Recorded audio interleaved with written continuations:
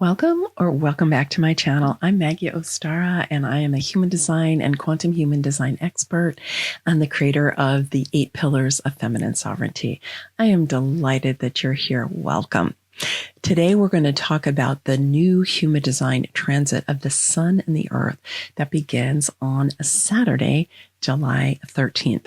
So we're going to talk about the sun and the earth, but we do have a couple of other configurations I want to make sure to let you know about. And we have a big change that's happening during this time of this transit as well. Okay, let's get started.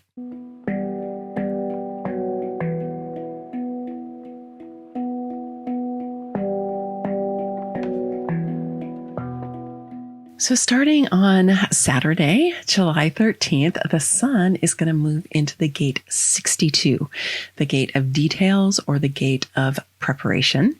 And the earth is going to move into the gate 61, which is the gate of wonder. I love that. It's mystery in traditional human design or wonder in quantum human design. This is so fun to talk about. But before we dive into the sun and the earth configurations, I want to let you know about something else that's happening because it's only going to be available a Saturday, Sunday, and Monday. And so I want to make sure you know about it so that you can take advantage of it if you want to. So you can see here by the image of the body graph during this time that the channel 31-7 is being lit up. And it's being lit up by Mercury in the gate 7 and Venus in the gate 31. Now, they're only going to overlap for these 3 days. And otherwise, one of them comes in early and leaves early, and the other one comes in late and leaves late. But there are 3 days when they are overlapping. And this is known in traditional human design as the channel of the alpha. So it's a leadership energy of the collective circuitry. It's in the logic circuit or the pattern circuit. And it is this energy that's coming from the heart, okay? Because it's coming from the G center, which is the heart. So it's coming here and then it's activating the energy in the throat, which is about activation and expression and manifestation in human design. And so this is a channel that is really about how do we learn to work together? How do we create new world leadership so that all voices are heard? Doesn't mean everybody gets everything that they want all the time, but it does mean that everybody matters and that every voice needs to be heard, and that we want to create mutually beneficial ways of working with each other. This is such an important topic that it's actually pillar number 7 of on my book, Feminine Sovereignty, the 8 pillars for regenerating ourselves and our world. And pillar number 7 is mutually beneficial collaborations. Too often in the past, we have had collaborations that maybe we were coerced into or that were set up from the beginning to benefit some people and not others, some of the partners, some of the people involved in the collaboration and not others, or to have a hierarchy, a benefit, and so on. So we're evolving all of that now as we're creating our templates and exploring our new world. Right? What is it that we really want to be operating from as we are evolving ourselves into the new human, into our potential? And so take advantage of these 3 days while this channel is being lit up to really ask yourself, right? Because here's Mercury saying, what are you expressing, right? What are you talking about or writing about or expressing about collaboration, about working with others, about how that goes? How can you elevate that conversation, whether it's an internal conversation or a conversation in planning or conversation with partners? How can you elevate that conversation so that it's really focused on the highest good of all? And then we've got Venus, who's in the gate 31, which is the gate of the democratic leader. I like to call it the new world leader. And so this is the divine feminine energy in the new world leader position, right? In that gate. And so how does this divine feminine energy help us understand a different way for us to be working with each other, for us to know how to govern ourselves or organize ourselves, how to make agreements, and so on. And again, this is so much in alignment with my book on feminine sovereignty. So if you haven't gotten it yet, I encourage you to get it. And I'd love to know how it lands for you, as you read it. But remember, this is only 3 days in this particular configuration. So grab out your journal and make some notes about it and see, what does this mean for you in your life? Then on July 16th, we do have a major shift because the nodes of the moon are going to move out of the gates that they've been in for the last few months and move into new gates. This is kind of big energy, right? The nodes are kind of like big energy, and it's influencing everyone. The south node, which is the energy that we bring in with us through our lives, you can consider it our karma, consider it of the energies of the past. This can be individual or collective, right? It has been in the gate 48, which is the gate of wisdom. And it's going to be moving into the gate 18. So the gate 18 is also in the logic circuit. The gate 48 is in the logic circuit. So we've got a similar energy in that way. The gate 18 is the energy of correction in traditional human design, or realignment in quantum human design. And so one of the benefits that we're going to have from moving into this gate 18 is it's going to give us some perspective on our past and our karma, and to ask the question, are we in alignment with how we're relating to our past? Are we in alignment with the energies that we brought in with us? Is there order there? Is the pattern making sense? Is the pattern beautiful? Can it be elevated in some way? We want to watch out for the energy of correction, which can definitely be a shadow energy. So you want to watch out for that. But because nobody likes to be corrected, right? We like to do things correctly many times, but nobody really likes to be corrected. So watch out. And we're going to, the South Node's going to be in the 18 for a while. So you got to pay attention to how that energy might start going a little bit sideways for us during this transit of the South Node. But we can use it to our advantage. For example, if you have a legacy, a karmic legacy, whether that's individual or familial or collective, that you're like, I would really like to shift my relationship to that. And I would really like even the collective to shift in relationship to that. Then this is a time when you can do that. You can be focusing on that while the South Node is lighting up that gate 18. Just as a personal example, and like for me, I could look at what are some of the karmic patterns, what are some of the ancestral legacies that I brought in with me when I incarnated, and that I've been working with, through the first half of my life. What are some of those that I want to perhaps elevate into a higher frequency, rather than feeling like they might drag me down? Like I know in my family, my familial legacy, both of my grandfathers are from the South. And I know the legacy of the South. I mean, they were both born during Jim Crow. They grew up during Jim Crow in the South. Probably they had racist tendencies. They both moved out of the South. And when I got to know them, they weren't that way so much. But that's where they grew up. And this is part of my family legacy.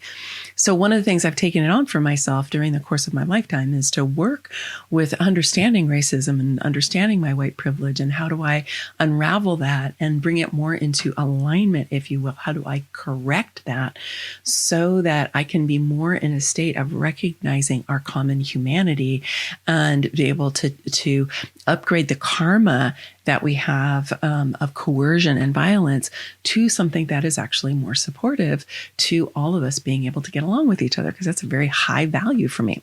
So that's something for me personally, but that also reverberates out into the collective, because of course, many of us are doing this collectively at this time as we are working with the legacies that we inherited around power relationships, whatever that might be for you, based on your own physiognomy, based on your upbringing and where you grew up and all of that. So this is a great opportunity to lean into that and to, like I said, watch out for that energy of correction, because it can be pretty coercive and it can be kind of nasty, depending on how we're using it, like correcting, right? But bringing things back into alignment and elevating the frequency is always a good idea. So the North Node is known as the energy that becomes more prominent later in life. typically the second half of life. So wherever you are in your life cycle, you can think of it as something that is going to get activated for you around age 40. That's generally where we think of it. But it's alive in your life the whole time. And so for us collectively, we can be thinking about, okay, now what are we moving into? If we're bringing back into our alignment, our understanding of our karma, how does that then create a new foundation for us as we move forward into the rest of our lives? Now, the North Node has been in the gate 21, which is the gate of stewardship, the way that I name it, or the gate of self-management in quantum human design, and moving into the gate 17. So that is moving from tribal circuitry into the logic circuit. So we do have a little bit of a different kind of energy there. And the 17 is the gate of opinions in traditional human design, or the gate of anticipation in quantum human design. And so we want to be able to be having positive anticipation about what we're moving into in the second half of life, or just what are we moving into at this point. So we want to be aware of the energy of opinions, which again can be kind of coercive and manipulative depending on how we express them, right? If you get attached to your opinion being the right opinion, and you don't even think it's an opinion, you think it's what's true, we got to watch out for that, because that's the shadow of the 17, right? Is enforcing your opinion as if it were the truth. I always like when I'm going to share an opinion, particularly one that is like a big opinion, or I think it might be controversial or provocative. I like to say, oh, would you like to hear my BFO, which is my big fat opinion? Because I just name it as that, right? Because I do have opinions and I do like to express them, but I want to name them as an opinion. And I've also gotten much better as I've gotten older and wiser to express my opinions in ways that make space for other people to express their opinions too. And we don't have to get into any kind of debate about who's right. We get to create shared perspective from different points of view. So that's one of the best things that we can do, is to open ourselves out to not only expressing our own opinions. And the 17's on the ajna. So the 17 can have that sense of certainty, right? It's like, the need to be right. So you gotta watch out for that. But if we're in a place where we're like, what's everyone's opinion? Oh, this is my opinion. That's your opinion. Oh, and you see it this way. Oh, and you want to bring in this element. Then we start to have this beautiful collective perspective that can hold many different opinions and many different points of view without needing to say which one is right or wrong, right? We're moving into something else. Now, this doesn't mean anything goes, okay? I am never going to say it's okay for there to be nuclear war. I'm never going to say trafficking in women and children is an okay thing. Like, I'm never going to say that's okay. However, there's many, many different opinions about all kinds of things, and I am curious about them. So the 17, if it's in that state of positive anticipation, can really help us with that. Can be like, oh, okay, positive anticipation about where we're going, what's happening, right? And we can invite other people to share their opinions, so that, because this is a collective energy, it's in the logic or the pattern circuit, so it's collective circuitry. We want to have a sense of the possibilities for the collective. Then the sun is moving into the gate 62, which is on the throat center. It's right over here. And the gate 62 is known as details in traditional human design, or preparation in quantum human design. And this is a beautiful energy for helping us to be detail oriented, to be well prepared, to know what is ours to do, and to be masterful in terms of developing ourselves and preparing ourselves so that we know the details and we're able to speak and express from that place. Now, the challenge with the 62 is it can get lost in the details, and it can over prepare. So over preparing, or having an aversion to preparation, because that can also happen. Either one of those can lead you really astray.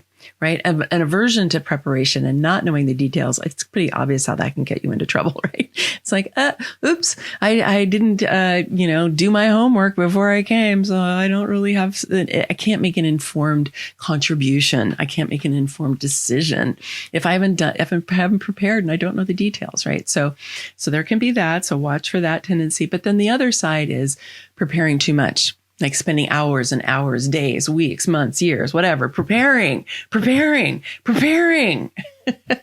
right? And then discovering when the thing itself comes, either you didn't need all that preparation or you're so exhausted because you've over prepared that it's hard for you to even be present there. I had a client at one point who had the sun in the 62. And when she first came to me, she was like anxious and contracted and exhausted because she had a tendency to over prepare. And she told me she could spend hours or days preparing for a presentation for a meeting, which a lot of times she didn't even get through. And so she knew she over prepared in a way, but she couldn't quite break the cycle until we worked on it together. And then she was able to do that. She was able to really let it go and just step more into a place of, I can be confident to know that I've prepared enough and that chances are I need to prepare a whole lot less, because also when you prepare you prepare enough, but not too much, then you leave space for the mystery to come in. Because if we over prepare, we tend to want to control what's happening, right? Because we prepared and we want to be able to do the whole thing, right? But then we don't leave space for the mystery. Now, fortunately, the Earth is moving into the gate 61, which is the gate of mystery in traditional human design, or the gate of wonder in quantum human design. So the 61 is right up here. It's really up here on the crown. And it is in the knowing circuit. And it's where we're plugged directly into super consciousness. So this is one of the places where we tap into the mystery.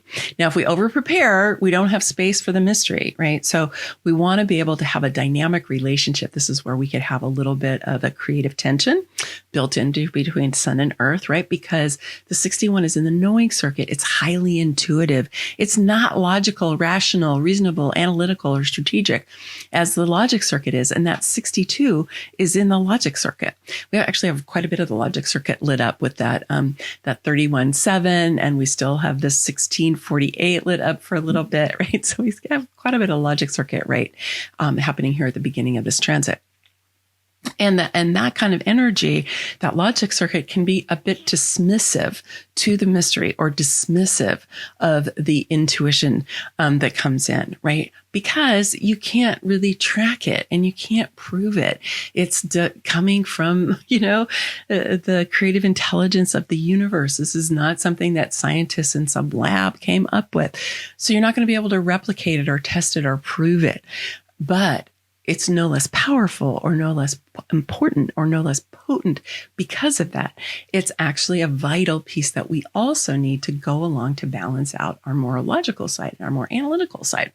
So if you notice you start to have a little bit of that going on during this transit, you want to be able to open up the space so that you can be open to what wants to come in. You can be in a state of wonder, of awe, of amazement of what it is that is coming to you from super consciousness, making space for the mystery, right? You can be doing that.